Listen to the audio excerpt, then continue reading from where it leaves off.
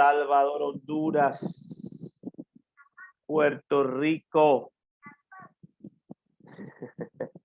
A todas las personas, Colombia, a todos los países, Estados Unidos, España, Uruguay, Paraguay, Perú también, de Bolivia, que nos acompañen de Bolivia. Buenas noches a todos, gracias por estar con nosotros, la Corporación Internacional Líderes ONG, esta noche, una vez más, dando continuidad a este curso, a este diplomado llamado Criminología, Victimología y Autopsia Psicológica. Luis Regalado, buenas noches a todos, buenas noches. Gusto, una maravillosa oportunidad de lunes, de inicio de semana con ustedes. Bueno, recordarles que ya el día miércoles daremos cierre al proceso de formación en este diplomado. Así que la idea de hoy es avanzar, cerrar victimología y a empezar a adentrarnos al mundo de la autopsia psicológica. Vamos a empezar a trabajar un poquito de autopsia psicológica y bueno, contentos porque estamos ya con ustedes esta noche para aprender, para crecer, para mejorar. Gracias a todos, a todas por estar esta noche. Vamos entonces a trabajar ya este tema pericial, este tema de cierre. Es un tema para cerrar entonces los conceptos relacionados a la victimología, empezar un poquitico en lo que hemos realizado, pero pues la idea es compartir con ustedes un poquito acerca del accionar del psicólogo forense o de esta disciplina en la psicología y las demás disciplinas que complementan toda esta rama de la ciencia forense, para que precisamente podamos hacer equipos interdisciplinares, multidisciplinares, poder aportar a la justicia. Entonces, uno de los objetivos que hay a la hora de hacer una pericia forense en el mundo de la victimología, precisamente, es evaluar el grado de correlación existente entre ese relato del individuo, ¿sí?, que fue victimizado, que adquiere la calidad de víctima, y la evidencia psíquica, sintomática, que se observan durante la evaluación. Y miren este concepto interesante, es decir, uno de los grandes retos que tenemos en el mundo de la psicología forense y la victimología específicamente, es precisamente determinar si las secuelas físicas y psíquicas, los síntomas, los signos que la víctima tiene, guardan una estrecha relación con los hechos victimizantes. Ahí es donde está, digámoslo así, con todo el respeto, el meollo del asunto. Ahí es donde está ese punto crítico, ese foco, esa tarea, ese reto, por eso lo coloco así, porque precisamente es un reto determinar que una persona haya, por ejemplo, resultado víctima de alguna situación particular y que sus síntomas guarden una estrecha relación con el hecho como tal, pues nos hace a nosotros pensar alguna serie de cosas interesantes. Y ahí es donde está el hecho. ahí es donde está el reto, ahí es donde nosotros podemos empezar a reconocer que en el mundo, sobre todo de la victimología, a veces no se hace nada fácil. ¿Por qué? Porque es posible, y son los supuestos, por eso vuelvo, insisto, el gran desafío, el gran reto que tenemos, es determinar si las evidencias psíquicas y somáticas, es decir, las secuelas que un individuo, que un sujeto experimenta, tienen una etiología y guardan con relación precisamente con el hecho victimizante.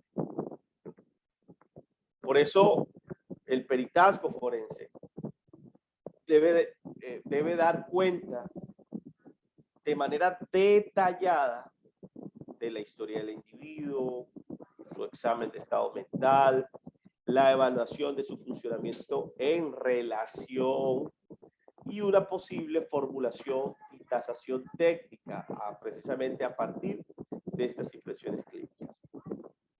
Y aquí pues tenemos que empezar a pensar en esas áreas que se hacen necesarias evaluar y dejar consignadas en un informe, de tal manera que ese informe cobre características periciales, es decir, características de una evidencia, de una prueba en el marco de un proceso jurídico para, precisamente, para que tenga toda la validez y todo el soporte y toda la rigurosidad científica que debiera tener un proceso como este. ¿Qué debemos tener en cuenta a la hora precisamente de hacer un informe victimológico? ¿Cuál ha sido la historia y las circunstancias en tiempos pasados, presente y proyección de futuro que este individuo ha tenido ahí? Es decir, debemos evaluar si fue precisamente el hecho victimizante que lo está llevando a tener depresión. O si, por ejemplo, ha sido un rasgo permanente durante toda su vida. Y eso lo podemos determinar a través de pruebas psicológicas, por ejemplo.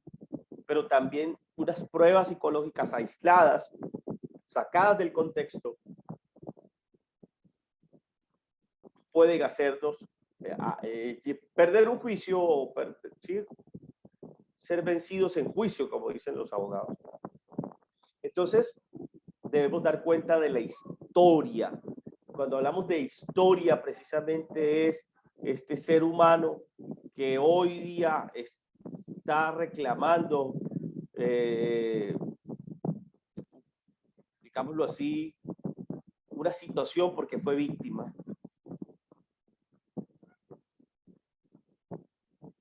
Reconoce y hace este reclamo, hace esta demanda o empieza este proceso jurídico porque considera que su vida cambió después del hecho traumatizante, del hecho que le causó conmoción, del hecho que lo convirtió precisamente en una víctima. Y aquí podemos empezar a determinar entonces, en este primer punto, esa situación de pasado, esa situación de presente, o cuando sucedió el hecho y cuáles han sido los cambios que este señor, o esta señora, o este joven, este sujeto, este ser humano, sufrió después del hecho victimizante. Tenemos que evaluar a su familia y cuáles han sido los cambios al interior de su familia,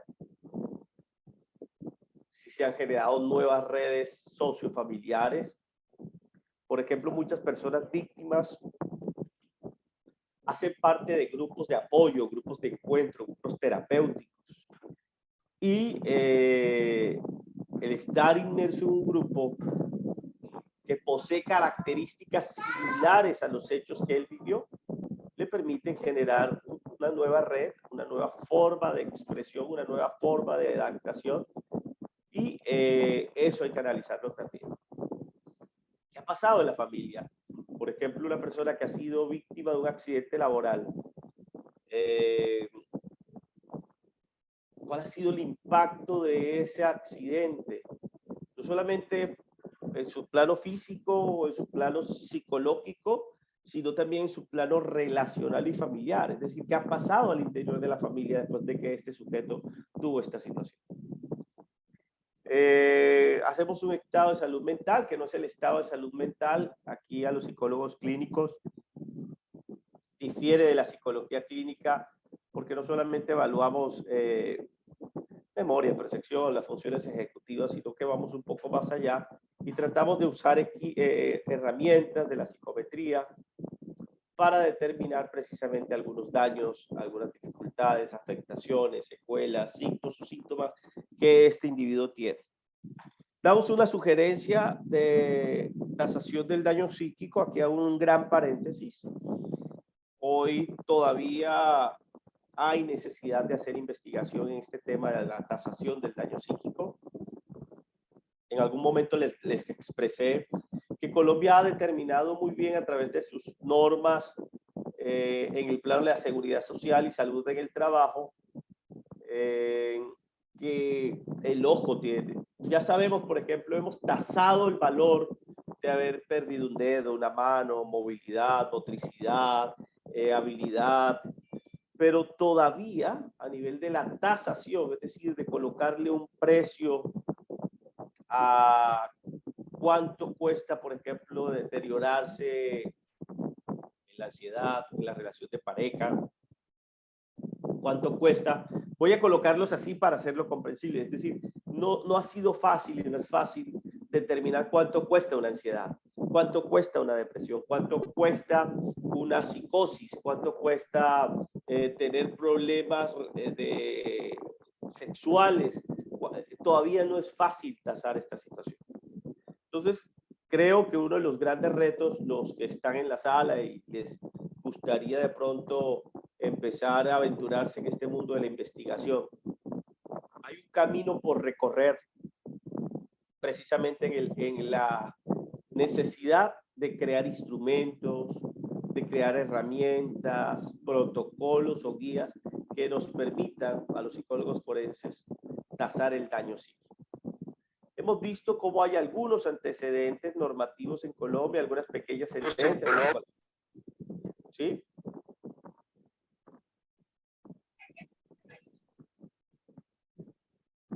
No se le abrió el micrófono aquí. Hay algunas sentencias en Colombia que han determinado algunos valores y para nosotros eso ha sido muy bueno, muy significativo. Y han determinado algunas circunstancias particulares, personas que le han ganado pleitos jurídicos, así en el buen concepto, que han ganado pleitos jurídicos al Estado y han no solamente apelado en sus demandas al hecho de una tasación de un daño físico, de un lucro cesante, de una indemnización, de una pensión, sino que también hay algunos pequeños indicios, algunos pocos indicios, algunas pocas sentencias de ley que nos han permitido ver también tasaciones en el plano psicológico. Y precisamente, pues, podremos de alguna manera u otra hacer en Colombia a tomar como esos referentes. No sé si de pronto en algunos países, si ya han venido avanzando en estos países como Chile, de pronto en México, que a nivel de la psicología forense, México siempre ha avanzado ostensiblemente, significativamente en sus avances científicos. No sé si de pronto alguno de los colegas o asistentes o han conocido o conocen de pronto de este fenómeno de tasación del daño psíquico como tal. Y pues,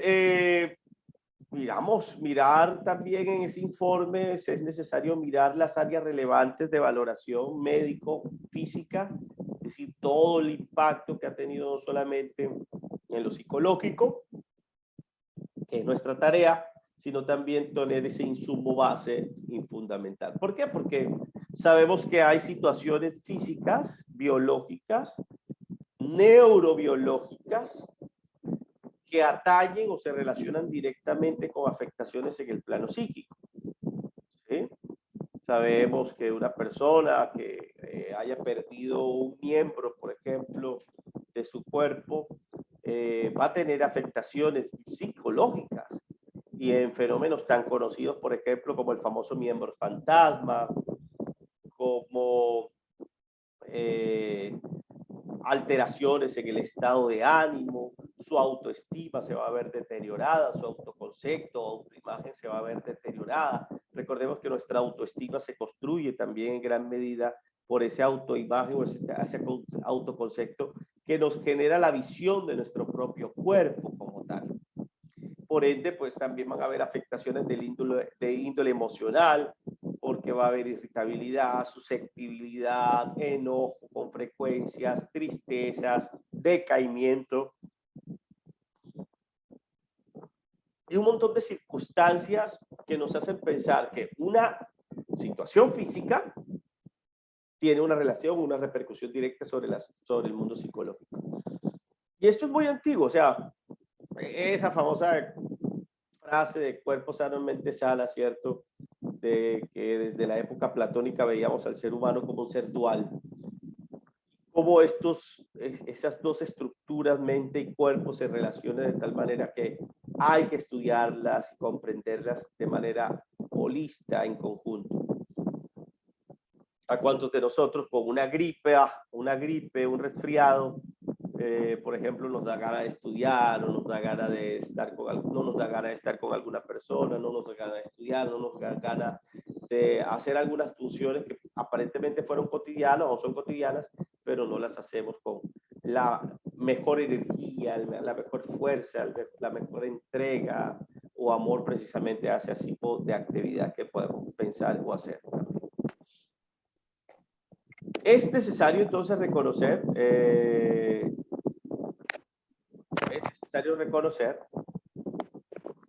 que el daño psíquico es un concepto como que podemos comparar o hacemos una comparación precisamente en lo relacionado al delito. Recuerden que el delito es algo más que un concepto jurídico. El delito precisamente es un concepto psicojurídico que incluye otros factores. Entonces, lo mismo sucede con el concepto de daño psíquico. ¿Por qué? Porque es una percepción subjetiva, ¿sí? Pero una percepción subjetiva que puede ser objetivizable. Si yo, por ejemplo, digo que me duele la cabeza, ¿cierto? Porque hoy estuve muy preocupado, yo puedo objetivizar esa situación, ¿sí? De pronto a través de un encefalograma, de pronto mirando los niveles de cortisol en la sangre, mirando quizás a través de la respuesta galvánica, colocando biofeedback, mirando los niveles de tensión. Y eso subjetivo, cuantificarlo, objetivizarlo y en algún momento llegar a tasarlo también. Pero todo parte precisamente de este concepto del daño psíquico.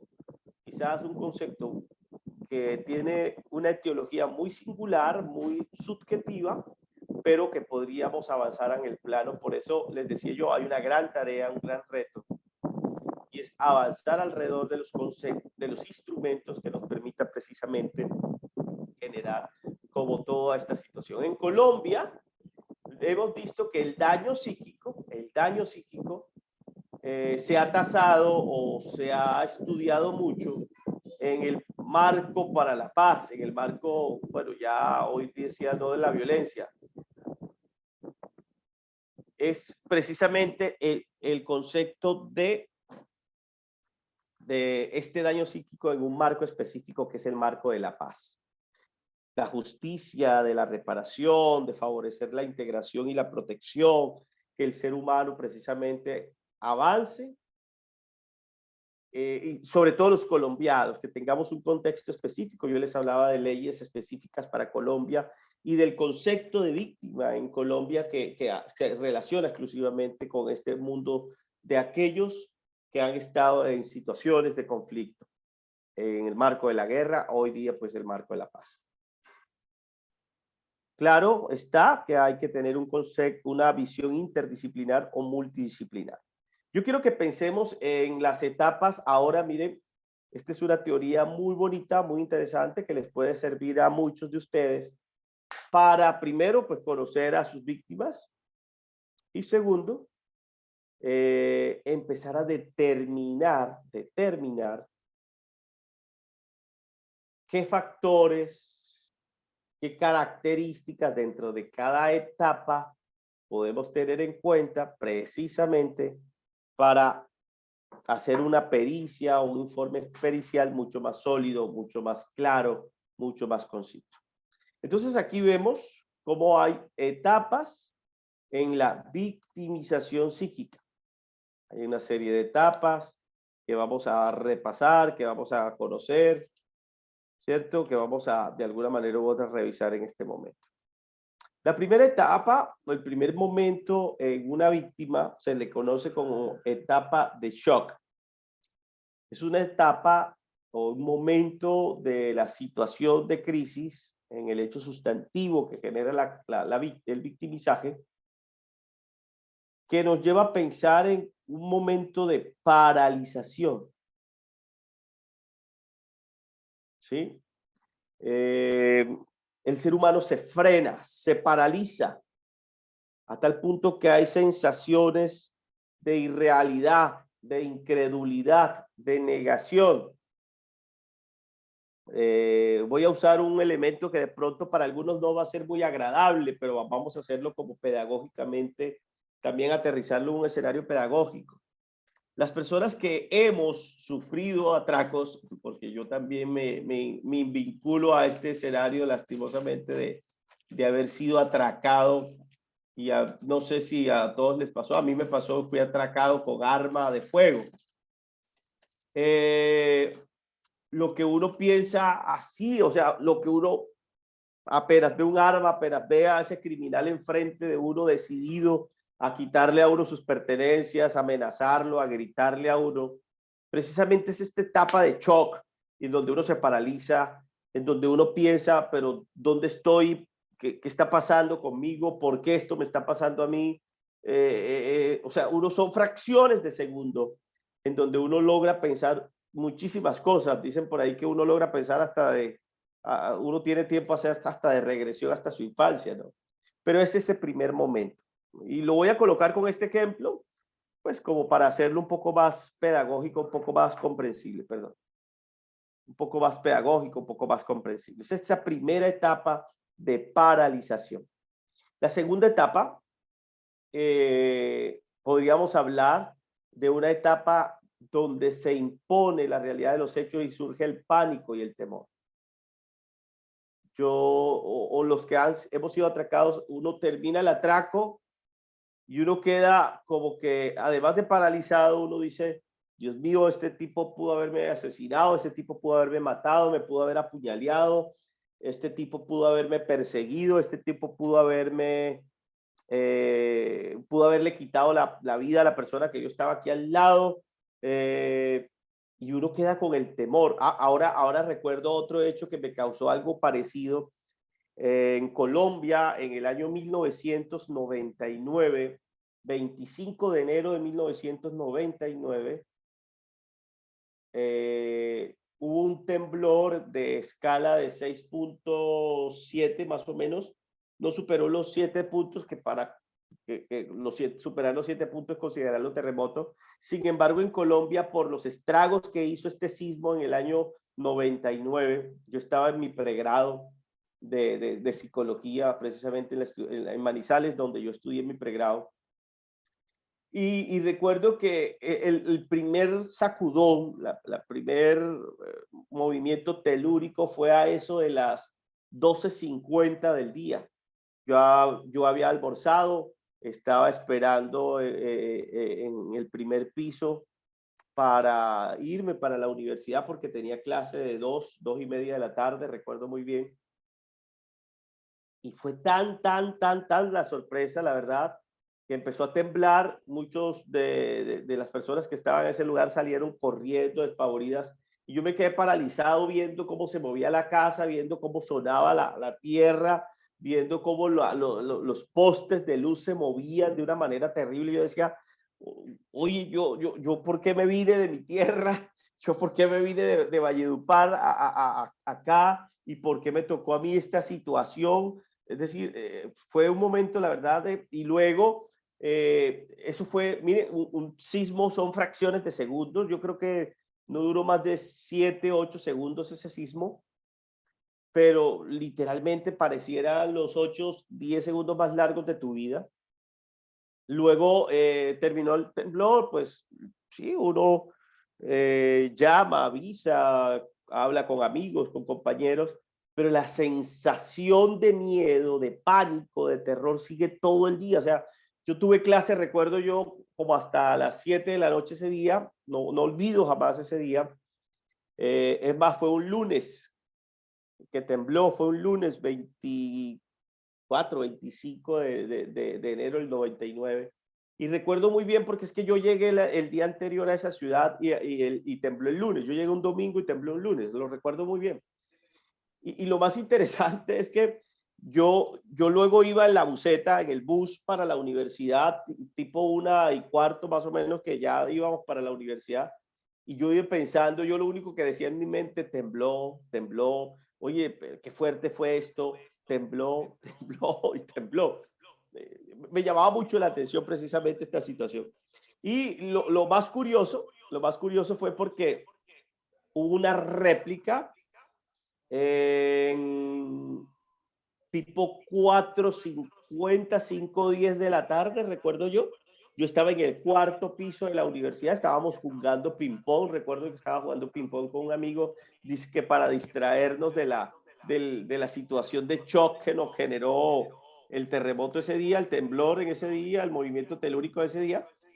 Y para sorpresa mía, para sorpresa de todos, hubo una réplica del temblor pasada las 5 de la tarde o antes de las 5, no recuerdo exactamente, que fue bastante fuerte. La primera fue de 6.7 y esta fue como de 5.6, 5.4, recuerdo muy bien.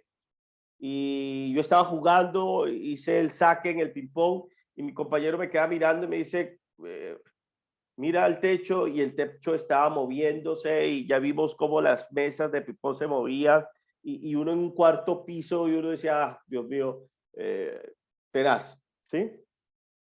Entonces, miren cómo estas etapas se van evidenciando o lo coloco de esta manera pedagógica como para evidenciarlo precisamente en el escenario de lo que estamos hablando. Esa etapa de miedo produce alteraciones graves del comportamiento. Esa segunda etapa precisamente es lo que puede desencadenar trastornos de pánico después del evento, de la situación como tal. La tercera etapa es una etapa de apatía y de rabia. Se conoce también como la etapa de depresión traumática.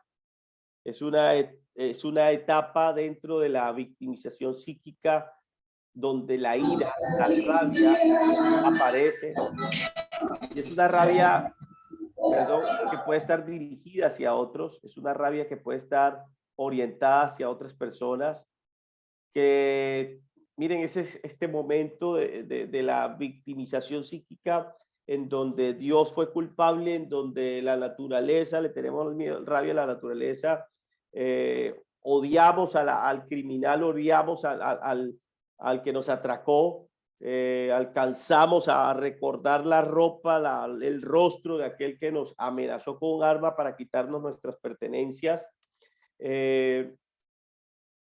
Pero cuando la ira o la rabia no es colocada en el otro, sino que es volcada hacia nosotros mismos, pueden aparecer cosas como autoacusaciones, insomnios, pesadillas, pueden aparecer cosas como problemas emocionales. Y pues claro, una persona en esta etapa de apatía y de rabia, pues como decimos acá en la costa, quien paga los platos rotos, quien paga ese dolor, esa rabia interna, es el otro, es el otro. Y ahí pues precisamente empieza el conflicto social en el plano de lo relacional y lo social. Y ahora pues hay una cuarta etapa dentro de la victimización psíquica, que es la etapa de resolución o represión del conflicto, que tenemos como esas dos vertientes, ¿no?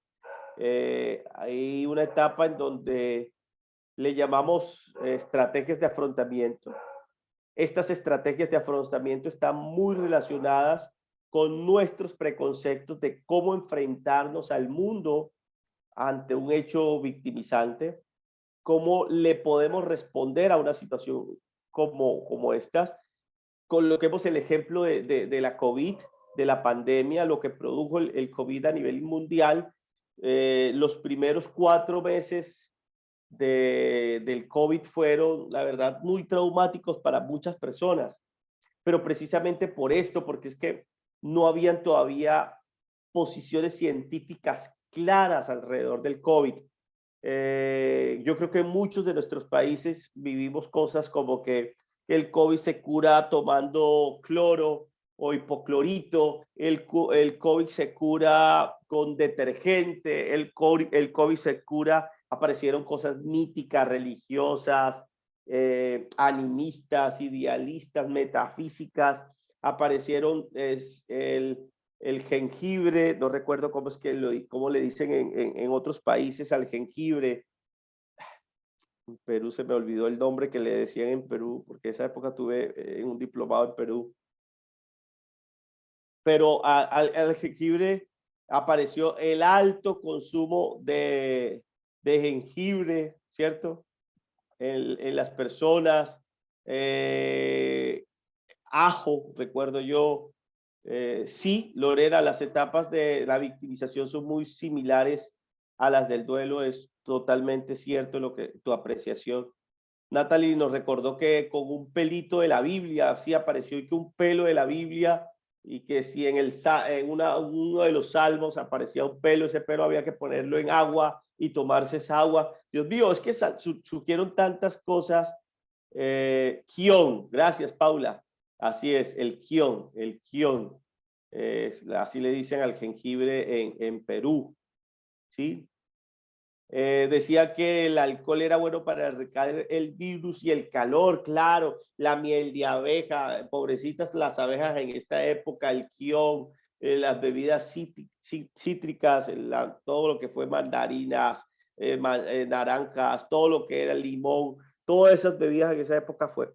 Y recuerden, lastimosamente, los que perdimos a seres queridos empezando la pandemia, yo perdí a un ser querido en los primeros, en el mes de abril de la pandemia lo perdí. O sea, no había pasado ni un mes en que Colombia había decretado el aislamiento preventivo y ya mi tío, pues, lastimosamente había perdido la vida a causa, pues, de este virus. Y recuerdo que una de las cosas que yo me ponía a pensar precisamente era que la ciencia todavía no había hecho nada de investigaciones. Luego aparecen las vacunas con todo lo que ha generado el mundo de la vacuna, que sí me inyecto, no me inyecto, que inyectarse la vacuna era inyectarse el virus para que el virus matara el virus. Miren que también muchas personas empezaron a decir que quien le había dado COVID ya no le volvería a dar, porque era una forma de autoinmunizarse. Dios mío, o sea, esto generó muchísimas ideas, muchísimas creencias, muchísimos mitos, ¿cierto? Alrededor precisamente del SARS-CoV-2. Entonces, es interesante porque en esta etapa de resolución de la victimización psíquica, precisamente vemos cómo hay personas que pueden irse por la forma o la estrategia de afrontamiento que de alguna manera u otra empieza a construir alrededor de el alcohol. Por ejemplo, ¿cuántos todavía seguimos usando alcohol? ¿Cierto? Y tenía que ser de tanto porcentaje ¿cierto? Para que fuera más efectivo que el otro. ¿Cuántos de pronto no usamos que el famoso ácido muriático y un montón de ácidos, y habían tapetes que colocaban en algunos lugares y que para lavarse los zapatos y secarse los zapatos porque el virus se pegaba a los zapatos, y uno entraba a casa y uno entonces literalmente casi que se desnudaba uno fuera de la terraza de su casa para entrar a su casa sin disque ningún virus. Luego aparecieron las vacunas, la lucha de cuál era la mejor vacuna o no, cuál los países iban a comprar, porque en un país era la alemana, la rusa, porque en otro país era la estadounidense, y pues, si una era buena, en fin, eso fue y ha sido, literalmente fue un mare magnum de situaciones que vivimos en esto.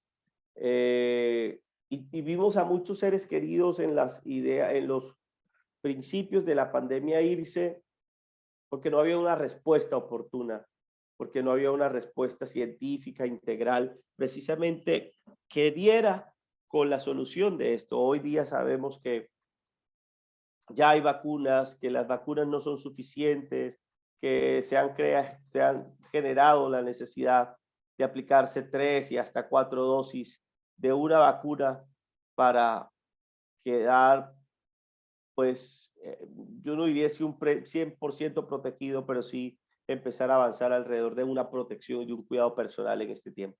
Entonces miren cómo las etapas, la cuarta etapa de la victimización psíquica, que es la etapa de resolución, es una etapa en donde podemos solucionar el conflicto, resolver el conflicto, o también podemos reprimirlo.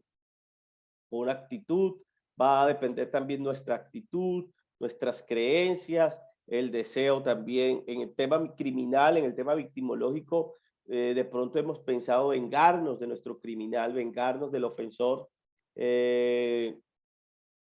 pensar cosas como yo por qué en ese momento no hice tal cosa en contra de aquel que me estaba atracando, en contra de aquel que me tenía apuntando con un arma, ¿cierto? ¿Por qué ahí sí no saqué mis 20 clases mis 2 semestres de defensa personal con este señor? Se me olvidaron las clases de defensa personal. O hay mucha gente que dice, ay, yo que soy taekwondoga o practico artes marciales, a mí se me olvidó por completo las artes marciales cuando vi esa arma enfrente mío.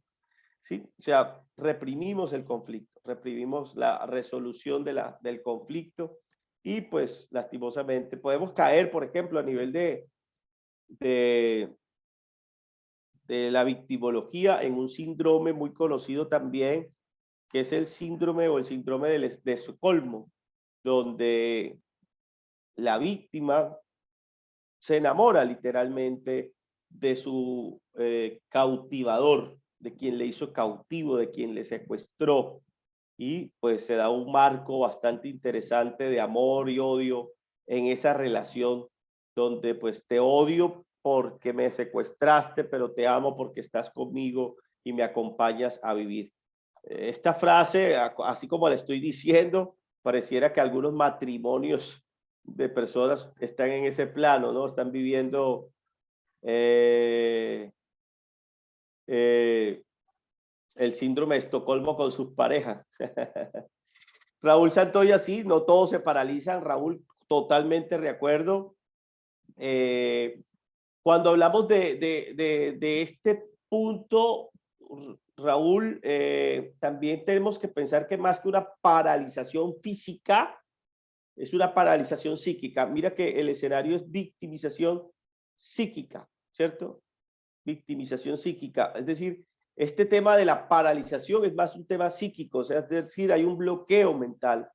Si hay, yo he conocido, así como tú lo estás planteando, Raúl, he conocido personas que cuando los van a atracar, oiga, se le enfrentan al atracador y uno queda aterrado y uno dice, oiga, pero usted cómo hizo eso, si mire que tenía un arma, mire que tenía una navaja y usted se le enfrentó a las... Sí, yo me le enfrenté y ve, hasta recuperé mis cosas y le di con el bolso, me quité el zapato y uno dice, wow, o sea, pero miren que son hechos más instintivos, son hechos más de la reacción defensiva, perdone la expresión, no es una, pero pues son temas de la etología, de la conducta animal, es decir, si usted a su perrito le va a quitar su comida, un hueso o algo que está disfrutando mucho, le aseguro que el perrito va a mostrarle los dientes, así usted vea, lo tenga hace 10 años, 15 años. Yo tengo un perro aquí hace 7 años, un beagle, y hace poquito tuve esa experiencia con él. Yo lo enseñé a él a que yo le podía meter la mano cuando él estaba comiendo. Yo le puedo meter la mano a él en su recipiente donde yo le echo su comida. Lo enseñé desde muy pequeño y le meto la mano, no hay problema, pero ese día no sé qué pasó. Pues claro que sí, que me acuerdo qué pasó. Le di su concentrado, pero le eché una salsa especial al concentrado y mi perrito intenté meterle la mano y me tiró. Son reacciones de la ira, literalmente, la emoción de la ira, es una reacción que surge cuando nos sentimos amenazados, cuando el animal, cuando digo animal somos también nosotros, ¿no? Cuando un animal, cuando un ser humano se siente amenazado. Usted le da rabia cuando usted se siente amenazado, por ejemplo, cuando usted está haciendo la fila para subir al bus o en un banco, en alguna parte en donde hay que hacer una fila, una cola, usted le da rabia que alguien se cuele, se vuele la fila, ¿cierto? Y esté por encima de usted, porque usted sabe, están ofendiendo algo que le estaba causando a usted tranquilidad. Usted estaba tranquilo en su fila y viene otro a volarse. O sea, hay una amenaza a su seguridad, hay una amenaza a la tranquilidad que le da a usted hacer las cosas bien hechas y no como este que no le está haciendo bien hechas. La ira, entonces, es una reacción de defensa. Es una reacción de defensa ante sentirnos amenazados. Nos sentimos amenazados. O sea, hay algo en nuestras vidas en donde nos sentimos amenazados. Nos sentimos amenazados en nuestra seguridad. Nos sentimos amenazados en nuestra tranquilidad. Nos sentimos amenazados en el amor. Nos sentimos amenazados en el cariño. Nos sentimos amenazados y aparece la ira. Y claro, yo he visto precisamente así como lo expresaba ahorita Raúl Santoya, personas que en un momento de este tipo, oiga, son capaces de enfrentar al victimario, son capaces de enfrentar al criminal, que uno queda supremamente sorprendido, como también hay otras personas que hacen lo opuesto completamente, ¿no? Se paralizan a tal punto que no hacen absolutamente nada. Entonces, estas son etapas de victimización psíquica que podemos tener en cuenta, que usted puede tener a la hora de justificar o argumentar también.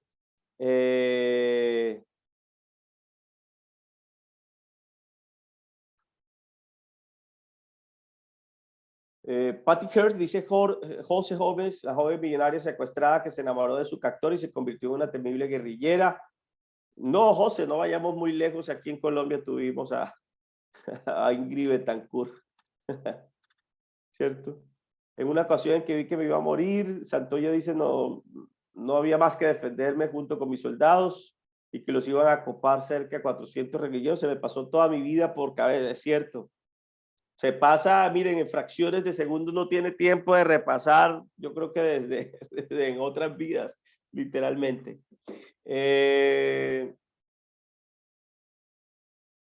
Daño, cuando hablamos de daño, Viviana nos pregunta qué diferencia hay entre daño y huella psíquica. El daño, su nombre lo indica, ¿sí? Hay secuelas del impacto de un hecho victimizante. Recuerda que daño, Viviana Coronel, es un concepto psicojurídico, ¿sí? Mientras que la huella psíquica es un concepto más de las funciones psicológicas, de las funciones ejecutivas. Hay una huella psíquica, por ejemplo, yo me acuerdo de, no sé, de cuando tenía 7 años que jugué con una culebra, no sé, algún recuerdo de mi infancia. Eso es una huella psíquica, deja una marca en tu psique como una memoria ahí que puede ser consciente, inconsciente, que puede ser consciente, inconsciente en algún momento de la vida, ¿cierto? Mientras que el daño, su nombre lo indica, hay secuelas, hay afectaciones, hay heridas que pueden ser objetivizadas a través de la pericia, a través del acto investigativo que nosotros hacemos en eso. Muchas veces la huella psíquica no, una huella psíquica que no genera una visibilidad, a veces hay huellas psíquicas que no pueden ser objetivas, mientras que el daño sí. Y es también otra diferencia, el daño se puede objetivizar, la huella psíquica quizás no se va a poder objetivizar.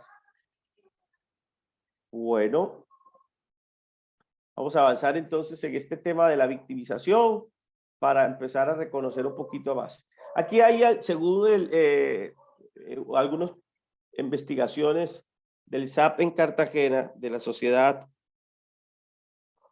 de Víctimas.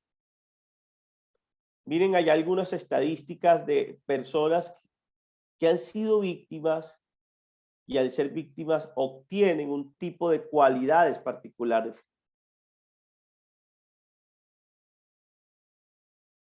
Un 33.5% de las víctimas necesitan intervención psicológica. Víctima en todo el concepto, ¿no? Las víctimas tienen tendencia a la pérdida del autoconcepto positivo. El miedo actúa como un bloqueador conductual. El miedo es otra emoción auténtica, pura. Dura fracciones de segundos. Las emociones auténticas duran fracciones de segundos. Se cree que una emoción, bueno, y aquí hay que hacer una diferencia entre emoción y sentimientos. Las emociones tienen una etiología más biológica, los sentimientos son más construidos por el neocórtex. Un sentimiento es, por ejemplo, ver una foto y, o sea, sentir nostalgia por esa foto. Eso es sentimiento. Es algo del neocórtex construido por nuestro lenguaje, nuestra memoria, por nuestra experiencia. Mientras que las emociones son pulsionales, son libidinales, son etológicas, son biológicas. Están ahí. Segregó la cantidad de neurotransmisores que había para producir miedo, para producir ira, para producir tristeza, alegría o amor. Se segrega y llega el cuerpo a un momento de relax o de homeostasis en donde se vuelve a equilibrar en la situación y ahí aparecen las emociones. Entonces, hay algo interesante y es que el miedo como emoción auténtica es precisamente un bloqueador de la conducta, sí, es cierto, pero también es la herramienta entregada o la señal de alerta entregada para nosotros a que para prepararnos para huir. El miedo nos prepara para la huida, ¿sí? El miedo nos prepara a nosotros para combatir aquella situación que nos está causando miedo. Yo no me imagino a una persona que le tenga miedo a un perro, que el perro le ladre o le muestre los dientes, le gruña, ¿cierto? Y uno le vaya a meter la mano, ¿no? Me está ladrando, me está gruñendo, o sea, esto no está pintando bien. Y el miedo que se siente en ese momento, que es una descarga de neurotransmisores inmediatamente en ese sentido, me prepara para huir. Y esa huida, pues precisamente tiene esta fase, cierto antecedente de un bloqueo conductual que puede generar lo que ustedes estaban diciendo ahorita, que uno se enfrente al criminal o que uno huya del criminal. Los sistemas de creencias en las víctimas de delitos se ven trastocados, cambian las creencias. Y aquí quiero hacer un énfasis interesante, por ejemplo, en el mundo de los niños que fueron víctimas de abuso sexual por familiares, por sus progenitores o por sus familiares. El daño psíquico causado por este tipo de delitos en donde el criminal es conocido tiene mucha más fuerza que cualquier otro tipo de delito. Porque, ¿cuál es la lógica humana? Que papá, mamá, mis familiares me quieran y además de quererme, me cuiden, me protejan. Pero lastimosamente los niños y niñas que han sido víctimas, personas conocidas, tienen el lastre de cargar lastimosamente con ese dolor de que aquel que abusó de mí no me cuidó y por ende no me quería, o viceversa. No me quería y por ende no me cuidó, sino que antes me hizo daño. Y la forma de superar o la intención de superar esta situación es bastante fuerte. Es a nivel clínico, psicopatológico. La verdad, este sistema de creencias, cuando aparece un tema como estos, es mucho más complejo de manejar. Por ende, las víctimas van a tener choques entre olvidar y deber denunciar. Por ejemplo, las víctimas tienen tendencia a revivir y percibir el suceso no desde su perspectiva, sino desde la perspectiva del agresor. También se ha comprobado esto a nivel científico. La víctima se torna confusa con el nuevo esquema legal que debe empezar a tener de ahí en adelante para empezar a operar en el marco de lo jurídico, ¿vale? Al carecer de información, la víctima va a empezar a buscar en los medios y en la ciencia información. Va a tener dificultad para tomar decisiones, va a tener ambivalencia entre el deseo de estar acompañado o de estar aislado. Yo he conocido muchas personas víctimas de abuso sexual que nunca lograron expresarlo en su momento adecuado y dejaron pasar 15, 10, 20 años para poder llevar ese dolor a un escenario de psicoterapia, por ejemplo. Las víctimas de delitos tienen dificultad para tomar decisiones, tienen ambivalencia, se pueden mover entre el deseo de estar acompañados, de estar aislados, van a tener pensamientos obsesivos a pesar de lo desagradable que pudo ser el hecho. Va a haber un pensamiento recurrente e intrusivo con el cual van a tener que luchar, van a tener que batallar. Una víctima de delito va a tener pérdida de interés, se le va a disminuir su autoconfianza, va a tener dificultades para dormir, para comer, para ir al baño. Actividades netamente coordinadas por el sistema nervioso autónomo vegetativo. La respiración va a hiperventilar, va a tener taquicardia, va a tener sudoración, va a tener agitación motora, va a tener problemas gástricos, puede tener, o bueno, va a tener, no, puede tener. Una persona víctima del delito puede tener el temor de pedir o no pedir ayuda y ante todo la vergüenza y el tratar de retomar una vida, comillas, normal, no va a ser a veces nada fácil para las víctimas de los delitos. Esta es una tasa de prevalencia del síndrome de estrés postrauma. Recuerden que es el síndrome causado precisamente por un trauma, por un shock, por un trauma que al estar así,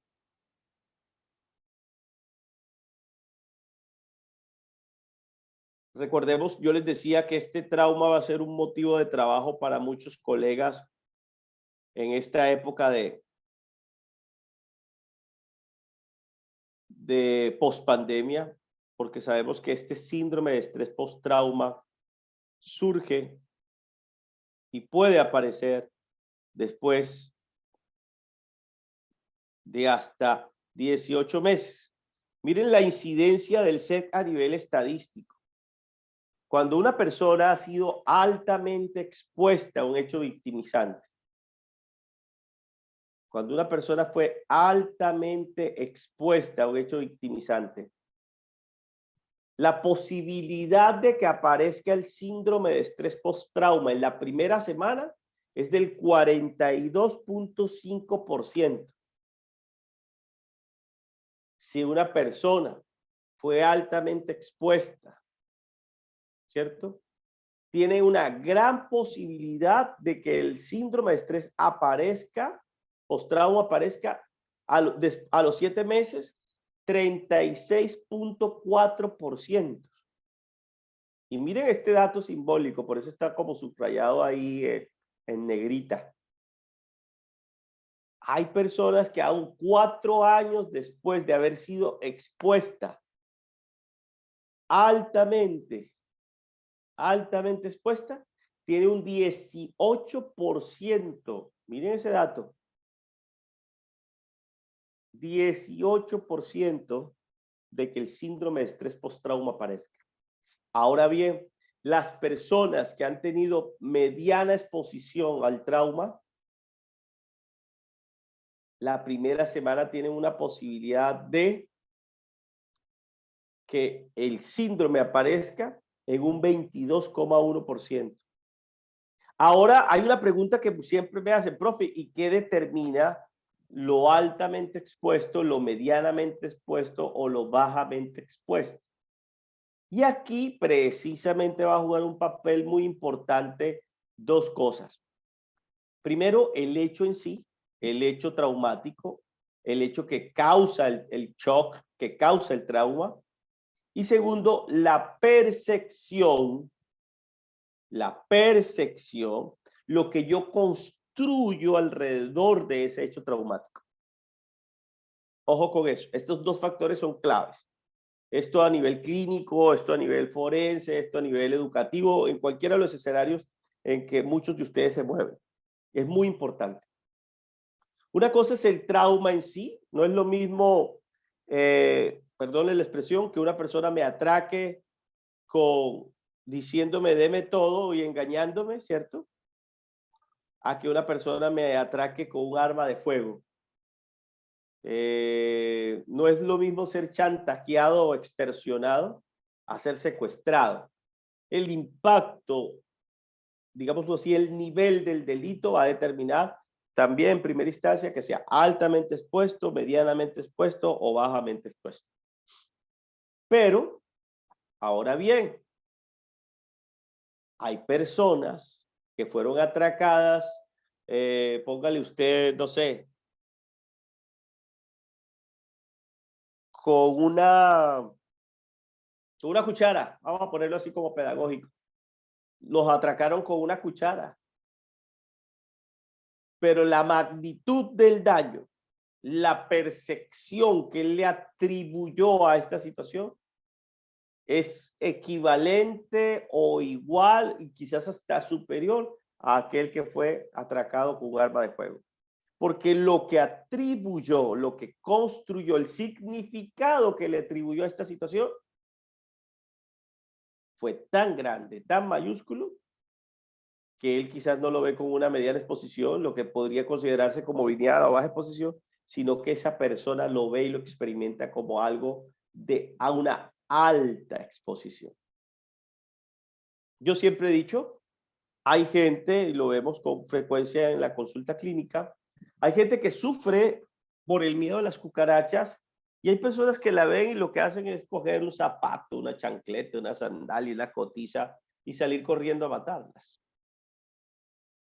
Y el dolor debe ser respetable.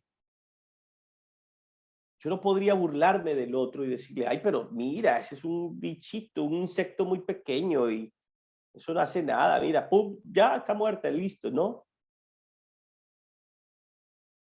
Suena interesante reconocer el dolor del otro, reconocer la percepción y el significado que esta persona le atribuye a eso en particular. Nosotros construimos sentido, construimos las percepciones nuestras, las construimos. Hay personas que sufren muchísimo por una deuda de 500,000 pesos al otro que tiene una deuda de 5,000 millones. Y el de 500,000 pesos no come, no habla con nadie, vive peleando con todo el mundo, está enojado, está irritado, empezó a desarrollar trastornos del ánimo y está sufriendo. Lo mismo que tiene, lo que sufre una persona que tiene una deuda de 5,000 millones. Y quizás el de 5,000 millones algún día se aparecerá alguien y venga, yo le regalo esos 500 y deje de sufrir, ¿cierto? Pero precisamente de eso se trata, es que el ser humano es muy complejo y atribuimos significados y sentidos a muchas cosas que cada uno de nosotros vivimos en el mundo precisamente relacional, en el mundo de esta construcción psíquica que estamos cada uno de nosotros. Pero colegas en la psicología, profesionales del sector de la salud y las ciencias sociales, profesores, tengan muy en cuenta que hay personas que la pandemia quizás en este instante no les va a hacer nada o no les ha hecho nada. Pero 18, 24, 36 o 48 meses después, algo puede estar relacionado a lo que vivimos nosotros en 2020 a nivel mundial. Y eso pues también hay que determinarlo, hay que interpretarlo, saber si tiene injerencia la pandemia en la vida del sujeto y empezar a hacer procesos nuevos e interesantes para ayudar a la ciencia forense y la psicología forense. Se hizo una investigación precisamente hablando del síndrome de estrés postrauma y se encontró que los factores de personalidad, mírenlo, lo que yo les estaba diciendo ahorita, los factores de personalidad van a tener una relación directa con el nivel de vulnerabilidad de un sujeto. Hay otros factores, la edad, ¿sí? El género, los géneros femeninos, los géneros masculinos, por el entramado social, por el imaginario social, por el constructo social en que nos desenvolvemos, van a tener tendencia a una serie de alteraciones más que otros. Yo les decía en estos días, no es curioso que haya más autismo en varones que en niñas. No es curioso que haya más problemas de aprendizaje en niños que en niñas. Porque ahí hay un tema social interesante y es el tema de que a las niñas les es permitido un poco más la expresión de sus emociones, la mejora en sus relaciones interpersonales, ¿vale? En cambio, a los hombres se les castra más, los hombres no lloran, los hombres que lloran son del otro equipo. Una manera muy fácil a veces de ofender a un hombre, comillas fácil, es diciéndole, usted es una niña, usted es una mujercita, habla como mujercita, se viste como mujercita, y asociamos todavía en la mente de sexo débil, sexo fuerte, etcétera, etcétera. Entonces, miren, lo que les estoy expresando en este instante es precisamente cómo hay factores sociales, biográficos, de género, de edad o de personalidad que tienen una fuerte, que generan que el trastorno de estrés postraumático, los trastornos del estado de ánimo, se desarrollen con más fuerza. Y se ha descubierto que las personas que tienen dificultades en su personalidad, en identificarla, en crecer, en conocerse, tienen más tendencia a desarrollar trastornos de estrés postraumático y trastornos de estrés, del estado de ánimo. Esto para que lo tengamos en cuenta porque pues va a jugar muy importante. Cuando la víctima cuando se ha victimizado al sujeto, el individuo empieza a enfrentarse a ese sujeto, a esa situación como tal, ya no solamente de manera jurídica, coloca la demanda, va a la comisaría, a la inspección o a la policía. No. No miremos eso como el plano jurídico, ya miremoslo como qué está pasando en su vida psíquica. Entonces, la respuesta de una víctima, la respuesta psíquica de una víctima ante el delito, por ejemplo, puede ser que tenga o desarrolle sentimientos de humillación, vergüenza, ira o impotencia, que si preocupe, que se quede ahí con ese pecamiento recurrente e intrusivo por el trauma, por el evento traumático, que se autoculpe, que tenga pérdida progresiva de su autoconfianza, que se alteren sus sistemas de valores, porque es que si me maltrató y abusó de mí fue mi familiar o mi padre o mi madre, ¿qué voy a esperar del resto de la humanidad? Mis valores van a cambiar, mi vida va a cambiar. porque el seno del hogar, que debió brindarme a mí las herramientas mínimas para garantizar salud, para garantizar bienestar, no me las brindó. Ese imaginario de que es el hogar, es la familia, algo sagrado, en este sujeto no se dio. Sus ideales cambian. Su forma de ver el mundo cambia. Y al cambiar su forma de ver el mundo, él también empieza a cambiar. De igual manera, pues una persona que ha sido victimizada psíquicamente va a experimentar también falta de interés, va a experimentar falta de concentración, hacia Aló.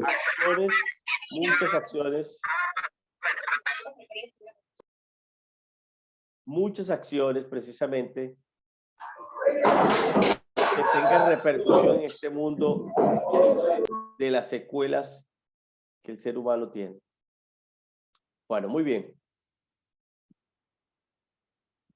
Vamos a también darnos cuenta de que una persona víctima del delito tiene tendencia a ser muy vulnerable, a que tenga miedo a vivir, a que pierda el control de su vida, se disminuye su autoestima, aparezcan los trastornos del ánimo como la ansiedad o la depresión, tenga alteraciones en el ritmo circadiano, es decir, los ritmos del sueño, de la alimentación, de ir al baño, que tenga un cambio drástico en el estilo de vida, con miedo a acudir a lugares, costumbres y cambios imperiosos de domicilio. O sea, la persona va a tener deseos de cambiar, modificación en sus relaciones sociales, es decir, ya no va a tener las mismas relaciones sociales, algo pasó que lo victimizó, que generó victimizaje en él.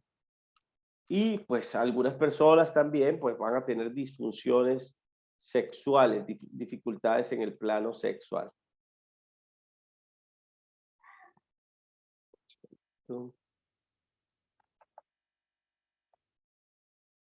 Ya recordábamos lo relacionado a victimización, no me voy a detener en esto. Victimización primaria, recuerden, la que es inmediata, la que recibe el objeto de manera inmediata. Y victimización secundaria, la que por inoperancia o incompetencia el Estado no se dé. ¿Qué se hace? Pues rápidamente se deben determinar lesiones personales. Todo esto debe estar condensado en un informe. ¿Sí? El médico forense nos debe a nosotros facilitar, determinar lesiones personales.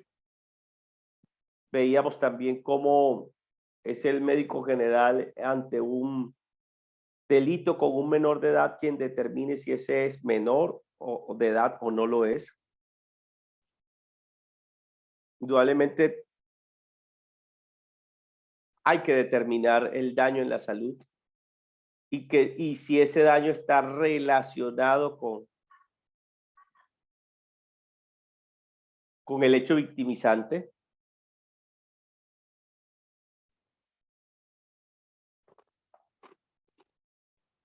Aquí tenemos entonces unos elementos vulnerantes. Yo les decía, estadísticamente la personalidad es un elemento que potencia lastimosamente nuestra vulnerabilidad, que lastimosamente también pues nos hacen proclive a desarrollar más dificultades a nivel psicopatológico, mecanismos psicológicos en donde el chantaje, el secuestro, las amenazas, el bullying, el ciberbullying, son formas de enfrentarnos a esta situación como tal. Y muchas veces esos mecanismos de adaptación o de estrategias de afrontamiento no son las mejores. Ya que hay conceptos muy colombianos, yo no me voy a detener en esto. La valoración del daño entonces es... hay que tener en cuenta de manera integral al individuo, no solamente el aspecto económico, el aspecto físico, sino, como yo les decía, lo he venido reiterando en varias oportunidades, evaluar toda la vida del sujeto. Entonces, la valoración del daño hoy en general incluye valores morales y perjuicios materiales, lo que corresponde al lucro cesante y daño emergente. Daño moral es una percepción del sujeto, el daño psíquico es una consecuencia traumática de un acontecimiento de que salió de un acontecimiento traumático y que ha generado pues elementos patológicos revisibles o no. Ya esto lo había explicado, no me voy a detener en esto, aquí son características de todo lo que un psicólogo o un forense debe determinar en el trabajo, incapacidad, invalidez, calificación de origen. Este es el manual único para calificación de invalidez en Colombia. Nos permite tener una visión interesante y miren lo que dice el artículo 70, dice, para efecto de la calificación integral de la invalidez se tendrá en cuenta los siguientes componentes funcionales, biológico, psíquico y social del ser humano. Si este informe se lo dejamos solamente al médico, el médico solamente, al médico forense, por ejemplo, solamente hará su valoración funcional biológica y quizás haga interpretaciones psíquicas también, pero zapatero a tus zapatos, ¿vale? Aquí hay unas reglas en la invalidez colombiana, la forma en que se da las discapacidades. No me voy a detener en esto porque son criterios muy colombianos, ¿vale? Muy colombianos. Aquí se evalúan deficiencias en los seres humanos. Y aquí pues se aplican pruebas psicológicas para determinar trastornos de estrés, trastornos esquizotípicos, trastornos delirantes, etc. Trastornos del humor, trastornos menores del humor. Me estoy aquí refiriendo al DSM-4 para los colegas que de pronto dicen, profe, ya eso no se está usando, ¿vale? No se preocupe. Retraso mental, que también ha sido un concepto, recuerden que se ha venido renovando, se ha venido rectificando. Trastornos generalizados del desarrollo. Trastornos de personalidad, cambios perdurables en la personalidad. Hacemos algunas cosas interesantes a la hora de tasar el daño. Estas fórmulas que ustedes ven aquí surgen del decreto 917 del 99, que precisamente dictamina cuánto cuesta un ojo, cuánto cuesta un brazo, cuánto cuesta una discapacidad.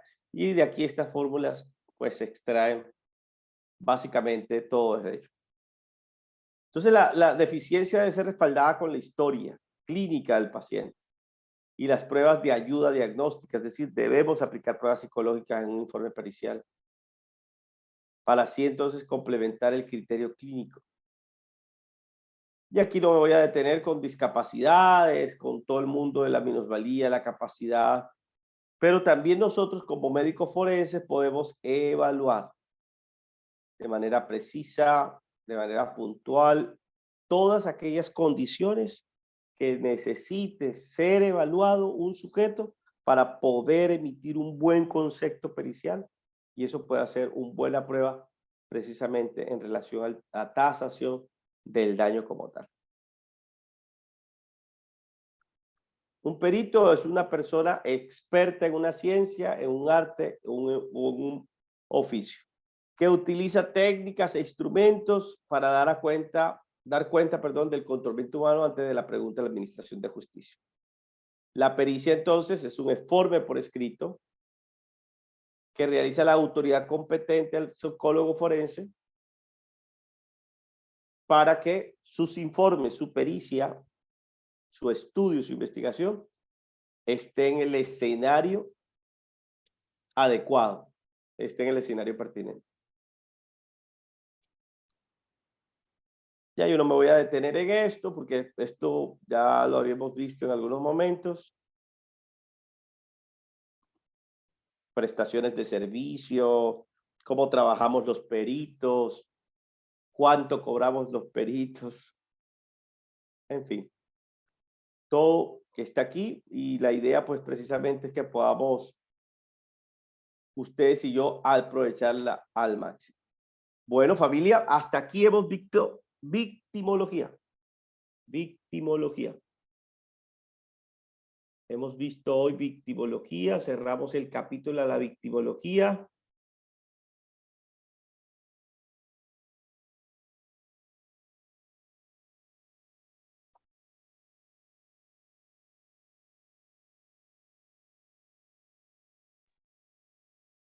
Y bueno, vamos a adentrarnos al mundo. Gracias, gracias, gracias, gracias. Instrumentos que se usen para evaluar a las víctimas. Bueno, yo siempre he dicho, nosotros debemos como forenses, así como el médico tiene el fonendoscopio, el barómetro, el tensiómetro, algunos instrumentos que le permiten evaluar algunas cosas, así también nosotros los forenses debemos tener como pruebas base o pruebas que sirvan, yo no diría para todos los casos, pero sí para un 70, un 80% de los casos. Entonces siempre es necesario tener pruebas de personalidad. ¿Cuáles recomendamos ahí? El MMPI-2, RF, que es la última versión, el MILOM, el 16PF revisado, el PAI. A ver, no recuerdo ahorita tantas cosas. A nivel de familia, TAMAI, ADGAR, habilidades parentales. A nivel de estados del ánimo, hay que tener pruebas que nos permitan medir ansiedad, depresión. Por ejemplo, en estos casos de víctima, es muy bueno que tengamos pruebas que me digan estado y rasgo. ¿Qué quiere decir estado y rasgo? Que hay momentos en donde la depresión o la ansiedad aparecen y se van, pero se han convertido en un rasgo permanente en el sujeto. Y estado es porque apareció y quizá fue un evento sui generis el que se vuelva a dar, pero hubo un momento en donde se sintió usted o se está sintiendo usted mal, porque puede ser en el presente en el que nos estén consultando. ¿Y cuándo se vuelve rasgo? Pues cuando es algo perenne. Entonces hay pruebas que nos permiten determinar la ansiedad de estado rasgo y ansiedad de estado ansiedad de rasgo, así como la depresión.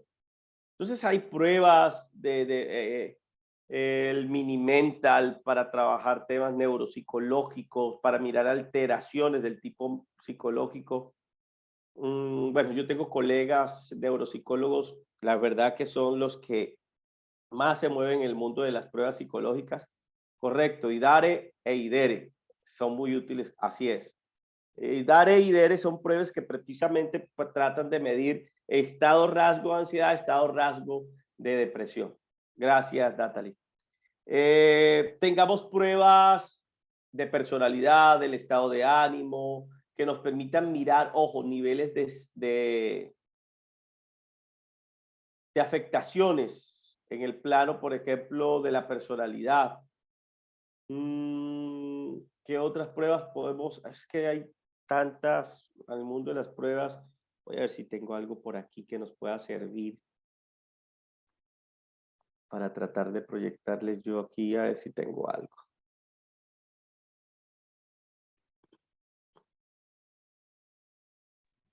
Buenas noches, profesor. Disculpe la ¿Sí? tardanza.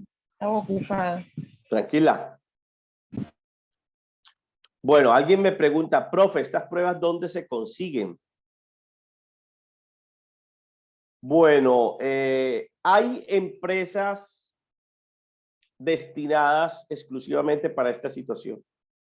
En Colombia, hablo de Colombia, hay empresas, hay una empresa que se llama TEA, T-E-A, TEA Corrige, o TEA Ediciones. Gracias, Evelyn. Hay otra que se llama SEA, P-S-E-A, también. Editorial Panamericana, ¿sí? También tiene pruebas psicológicas avaladas. Natalie por aquí nos dice, yo las consigo en laboratorios de psicología universitarios cuando necesito solo una aplicación. Excelente opción, gracias Natalie. Así es, hay laboratorios de psicología que venden un pin, 2 pines, que venden la aplicación de la prueba. Gracias Natalie. Sin embargo, yo siempre he dicho y vuelvo a insistir con eso, es bueno que ustedes vayan teniendo una una base de pruebas. Y ojo con lo que voy a decir. Hay abogados que piden la legalidad de la prueba, no solamente cómo la aplicaron, sino la legalidad de la obtención de la prueba. ¿Cómo tiene usted esa prueba? Porque, pues, la verdad sea dicha, usted en San Google encuentra de todo un poco. Usted encuentra, no se imagina, o sea, hay de todo. Hay pruebas ya, por ejemplo, el Zoom ansiedad, el Zoom depresión. Hay link por ahí que le dicen a uno responde y enseguida le dice a uno la respuesta y todo ese cuento. Aquí en la red encuentra uno eso.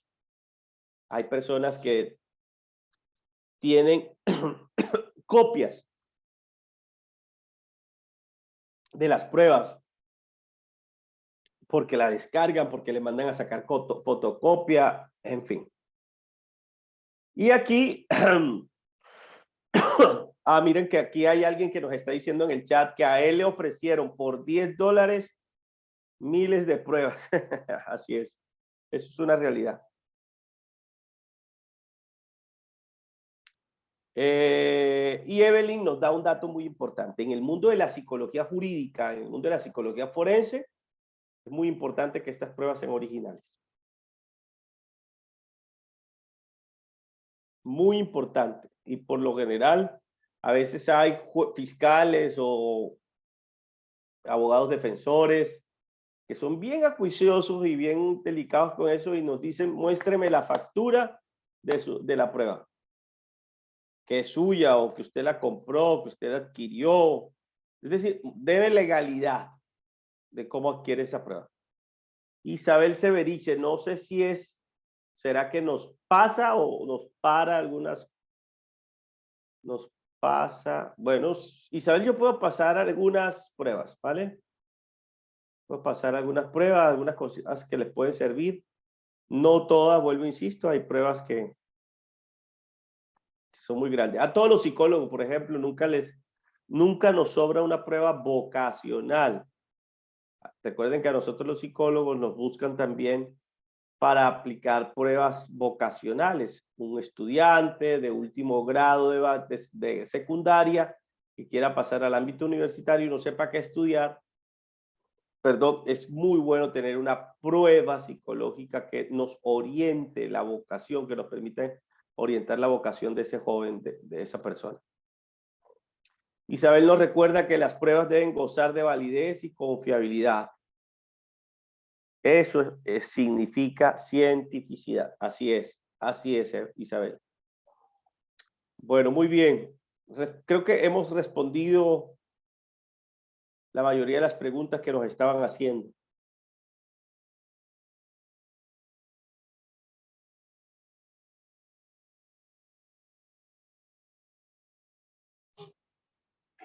Aló, profe.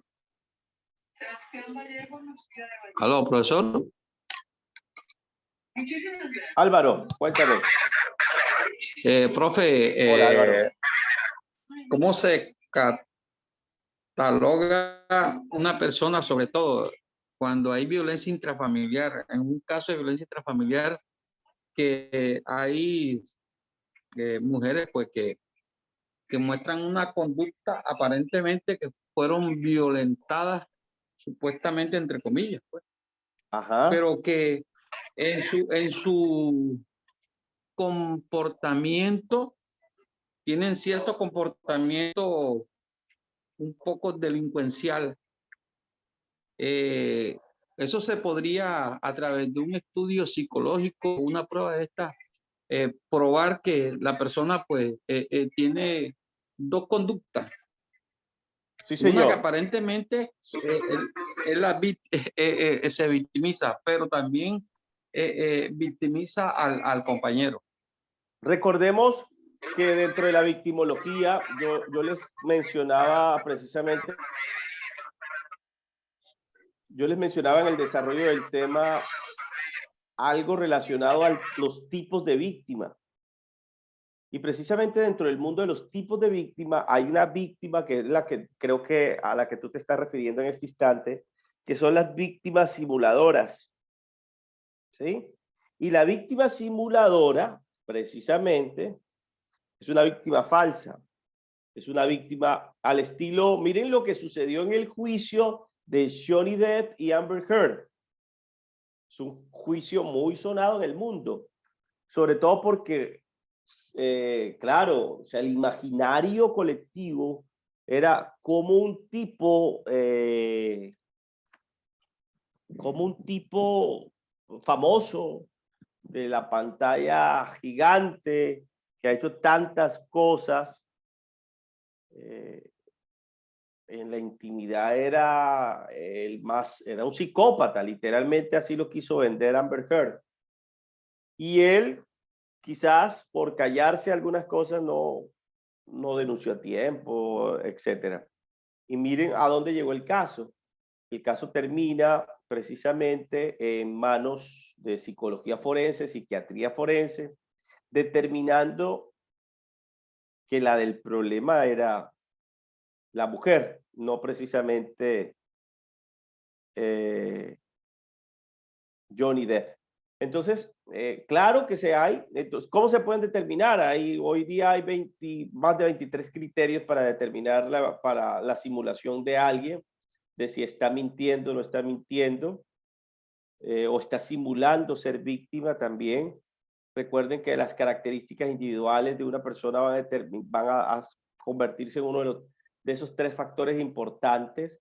El segundo es las características del contexto, si hay vínculos familiares, si hay conflictos o no, de tipo económico, de tipo legal, de tipo laboral, y pues los motivos y los intereses que ha tenido en el mundo de lo victimal. ¿Por qué la víctima tiene un deseo de mostrarse como víctima? ¿Por qué la víctima quiere seguir siendo víctima en ese caso? Entonces, claro que sí, Álvaro, hay varias formas. Los psicólogos utilizan algunos instrumentos para mirar psicopatología, para mirar nivel de confiabilidad. Hay pruebas psicológicas que hablan o el resultado denota si la persona mintió a la hora de responder, si se quiso mostrar como una persona ideal, por ejemplo. Entonces, sí, claro que sí, Álvaro. El MMP2, pruebas que el 16PF que arroja características clínicas. Hay varias pruebas que nos permiten como determinar si la persona ha tenido interés de simular el conflicto. Gracias, Álvaro, por la pregunta.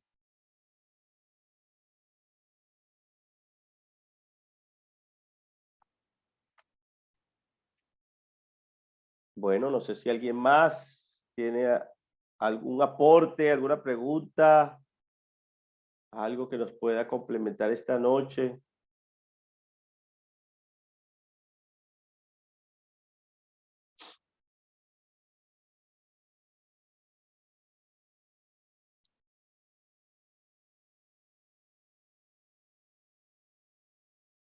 Mayerly me pide que le explique la escala de valoración del riesgo. Mayerly, a ver, ya la habíamos trabajado, Mayerly.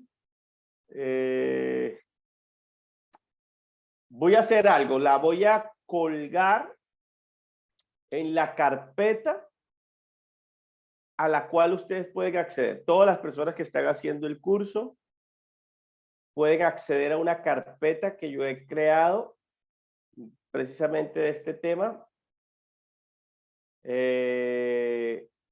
Y ahí la puedan recuperar. Ahí está,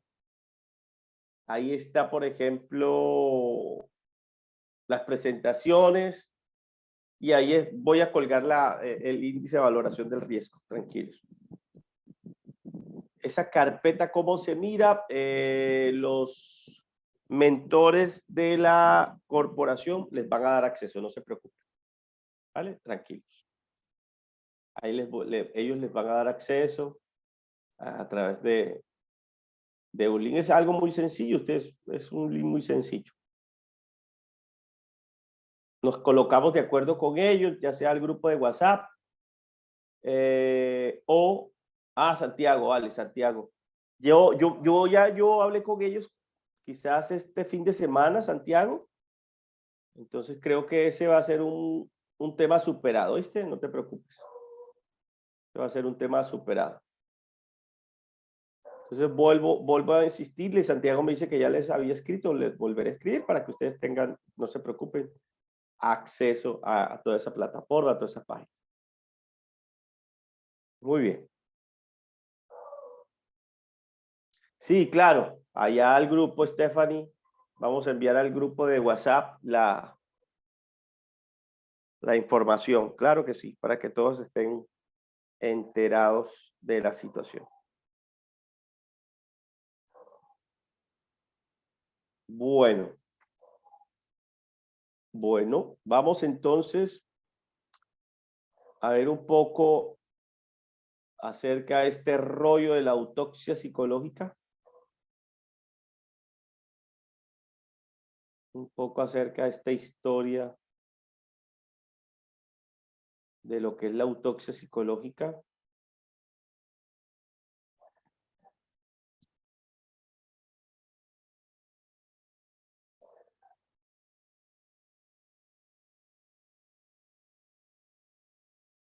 Voy en este instante a pasar por aquí por el chat de nuestra sala. Les voy a pasar un archivo en Word. Gracias, Santiago. Así es. Sí, total, uno siempre quisiera tener todos los materiales, claro que sí. Estoy pasando, parece que me está diciendo que tengo un error. Ya sé cuál es el error.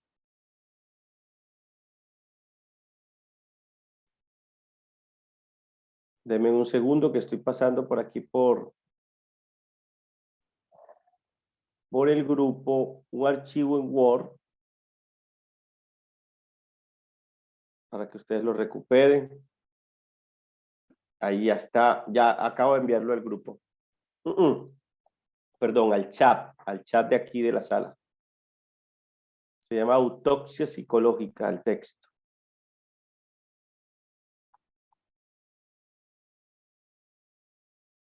Este texto que les estoy pasando es un texto muy sencillo, muy fácil de comprender.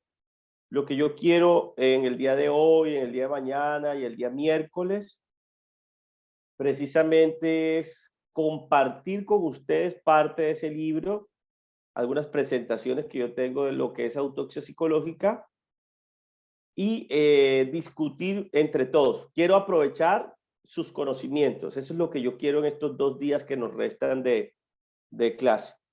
Aquí hay técnicos judiciales, hay expertos en criminalística, hay expertos también en balística. Escuché en algún momento que alguien me decía que era experto en balística.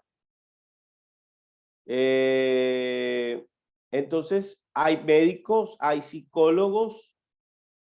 Lo que yo quiero en estas 6 horas que nos faltan, 3 de mañana, 3 del miércoles, es precisamente aprovechar sus conocimientos y entre todos construir este mundo de la autopsia psicológica. La autopsia psicológica, su nombre lo indica, se realiza después de un suceso, después de un deceso, después de que alguien ha perdido la vida. Ya sea por autoeliminación.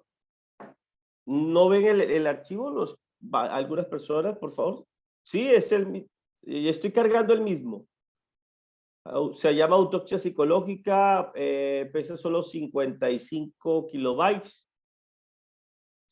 Aquí en la sala, no lo estoy cargando al WhatsApp del grupo, sino en la sala. Sin embargo, voy a pedirle el favor a Martín que lo cargue allá al WhatsApp. Deme un segundo, por favor, no se preocupe.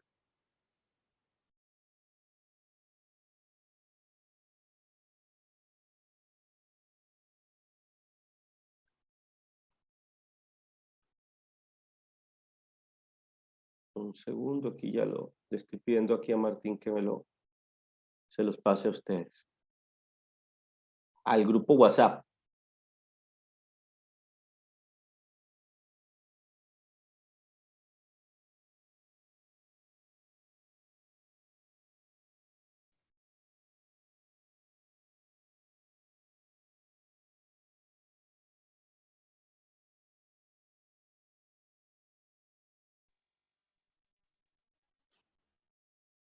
Un segundito.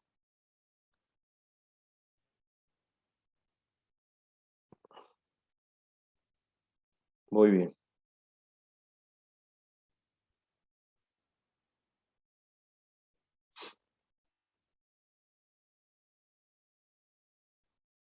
No hay ninguna persona que lo haya recogido. No, no estoy proyectando nada, no se preocupe. No, no estoy proyectando nada.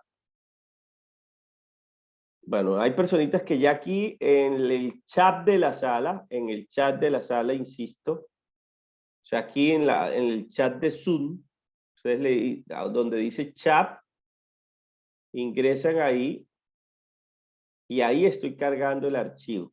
Es un archivo que se llama Autopsia Psicológica y está en Word. ¿Vale? Voy a subirlo varias veces para el que de pronto no lo haya descargado lo pueda hacer. Es un libro resumen de varios libros. Sí, lo hicimos los compañeros. Hicimos un resumen de varios libros. Ahí como para estudiarlo. Para que lo conociéramos en la época en la que lo estudiamos. Entonces, varios compañeros estudiamos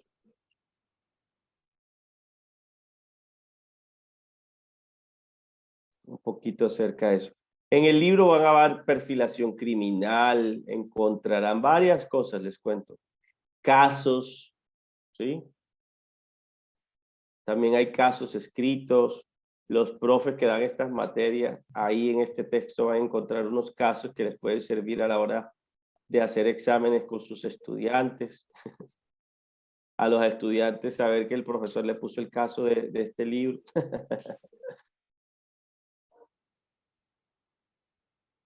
Bueno, ya pedí que lo enviaran a la sala de WhatsApp, ¿oyeron?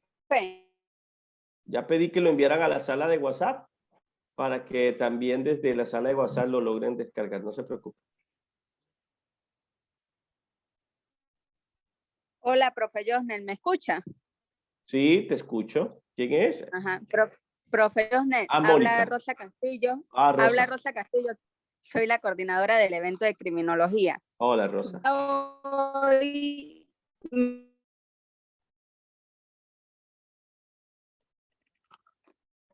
dando a las personas que realizaron sus aportes para hacérselo llegar.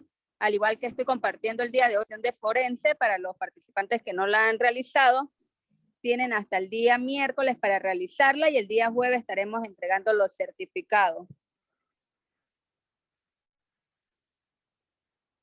Rosa, ¿podrías repetir, por favor, que yo no te escuché? Que el día de mañana les voy a estar compartiendo a las personas que realizaron el aporte lo de la carpeta donde usted subió el material de criminología. Sí, señora. Y el de forense también lo estuve compartiendo el día de hoy, junto con la evaluación para que la presenten y el día jueves saldrán los certificados. Perfecto. También las personas que deseen hacer el aporte todavía lo pueden realizar. Hasta el día de hoy pagan $15. A partir de mañana pagarán $20. Los estaremos contactando uno a uno para darle la información. Gracias, Rosa. Bueno, ya sabemos, ya tenemos unas instrucciones ahí muy puntuales y muy precisas, ¿vale? En el grupo de WhatsApp, Yesenia, en el grupo de WhatsApp, Atunín, no sé quién son, en el grupo de WhatsApp. Si no hacen parte de los grupos de WhatsApp, por favor, nos los hacen saber. Y, bueno, Rosa que es la coordinadora de este curso,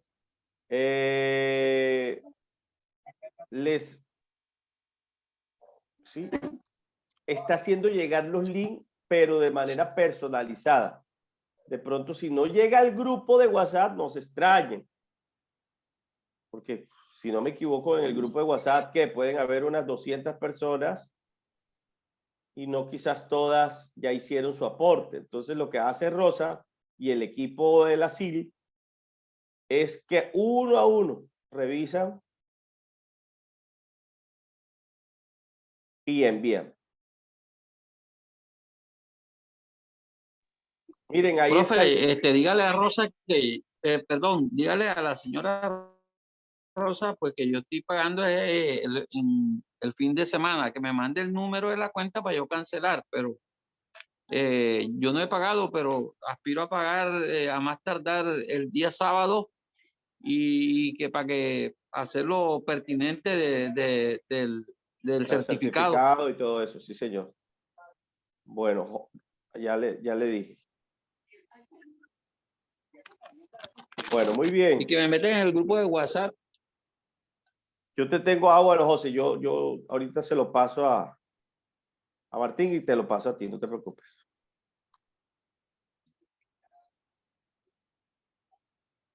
Bueno, familia, vamos a hacer algo. Yo les acabo de compartir ese texto. Yo les voy a invitar a que en el resto de lo que queda esta noche nos tomemos este tiempo para revisar ese material que yo les mandé.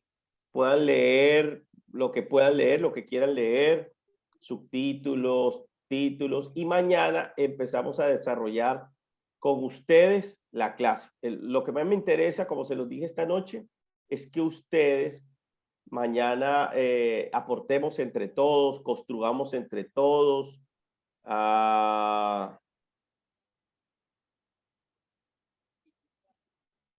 Lo de la evaluación es un link que ya yo creé las evaluaciones, es un link, es un formulario para que ustedes respondan.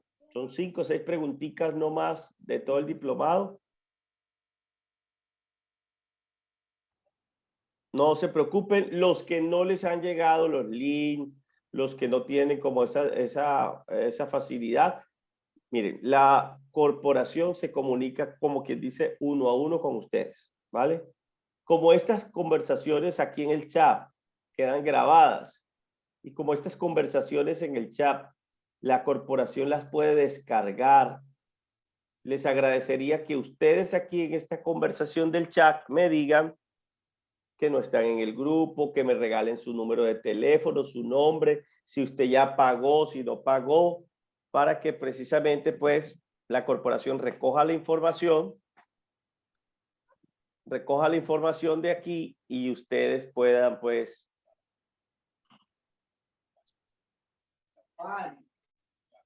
lo que le interesa a la corporación es que ustedes se sientan bien atendidos, se sientan bien capacitados. Vale, Dani, tranquila.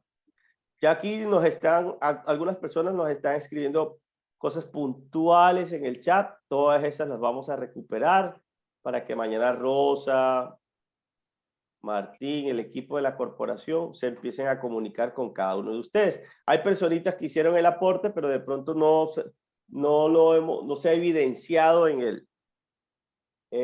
ante la CIL. Entonces, todas esas cosas son buenas que ustedes la tengan en cuenta. La corporación mandó el teléfono. Por favor, si tienen dudas, no solamente lo pueden hacer conmigo, sino que lo pueden hacer con los mismos coordinadores que están acá. Yo les voy a pedir a...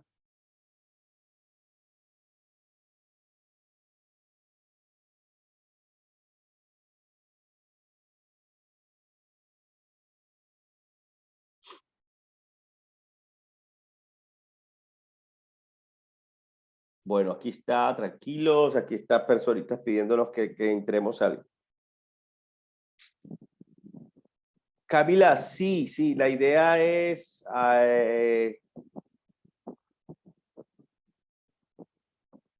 William, hay varias personitas que nos están escribiendo. Por favor, ya las ir tranquilos. Escriban ahí y nosotros recuperamos la información de ahí, no se preocupen. Nosotros recuperamos la información de este chat para pues atenderles de manera personalizada, no se preocupen. Escríbanme aquí. La corporación está mandando, miren el link de WhatsApp. Aquí ya está mandando la corporación el link de WhatsApp.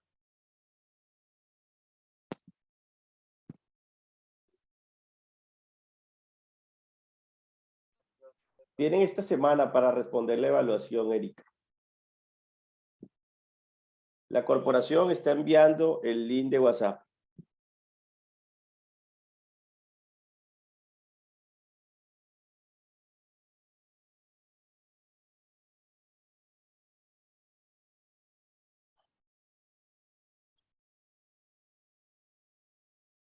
De criminología solo hay un grupo. De psicología forense, que fue otro diplomado, hay otro, pero de criminología, victimología, autopsia psicológica, solo hay un grupo de WhatsApp.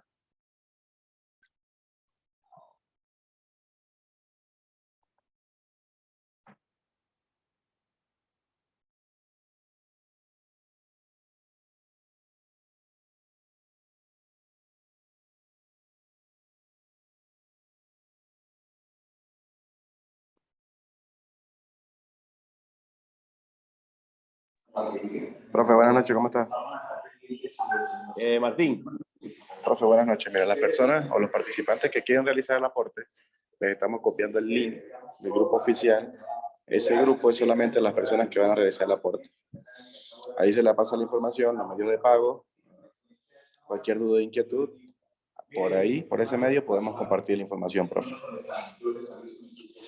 Al grupo que les acabo de pegar en el chat del Zoom, el grupo oficial. Se pueden ir agregando para brindar la información, profe. Gracias. No, a ti. Gracias a ti.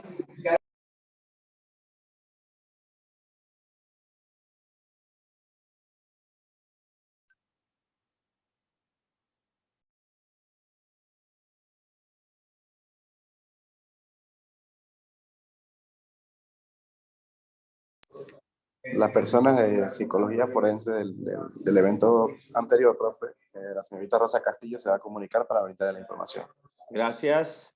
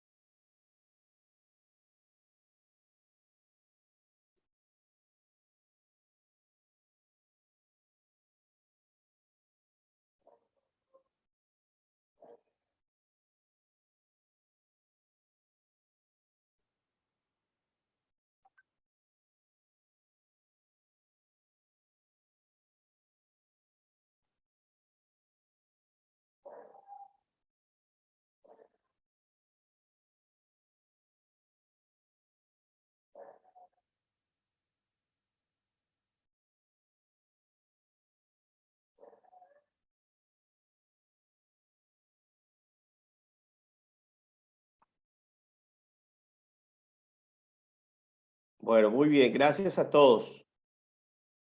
Ya escuchamos un poquito acerca de la SIL, entonces los miembros de la corporación se van a comunicar con ustedes, con todos los que tengan dudas. No se preocupen, insistimos en esto. Yo llevo ratico trabajando con ellos. Considero que son unas personas muy respetables, con un sentido del cumplimiento de su palabra, de la atención a ustedes como participantes, como educandos, la verdad. Entonces, tranquilos.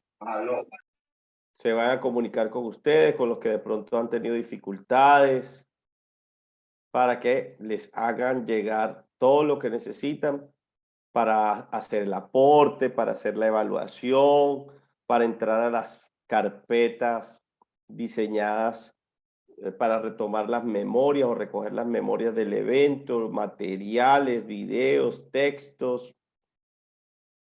Erika no, aparte del Word, solamente es el Word, revisarlo y mañana sí vemos las diapositivas, no te preocupes.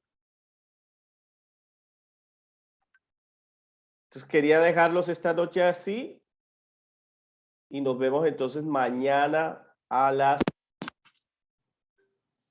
19 horas Colombia una vez más, ¿vale? Nos vemos mañana a las 19 horas Colombia. Gracias, profe. Hasta mañana. A ustedes.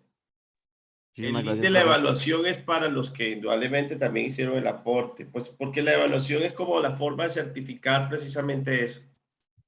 Profe, ¿y cuándo es la evaluación? Buenas noches. ¿Perdón? ¿Cuándo es la evaluación?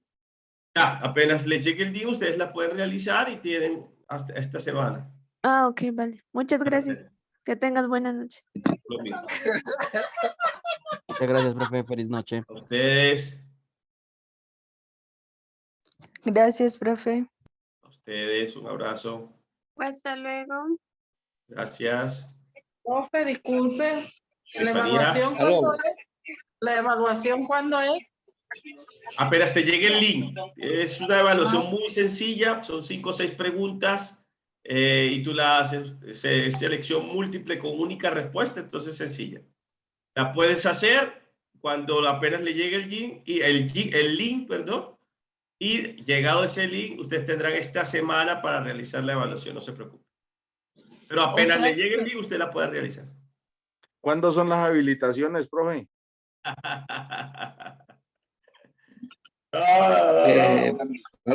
Aquí es más fácil que... Profe, lo otro es que de la sesión pasada me quedé pues esperando los módulos. No sé cómo hacemos para ¿El obtener diplomado los anterior? módulos. Sí, del anterior, porque no bueno. no fue posible. Nairo Navarro. Ya consulto Nairo porque pues ya eso está. Y también está ya todo. No se preocupe. Ya me quedo con tu nombre precisamente para comunicarme con la CIL y preguntarle qué pasó. ¿Viste? Ya los dos están pagos, el anterior y estamos esperando el próximo. Perfecto. Y para entrar a Gracias. estudiar criminología forense. Gracias, Persito. Gracias. Aló, profe. Sí, señor. ¿Quién me escribe?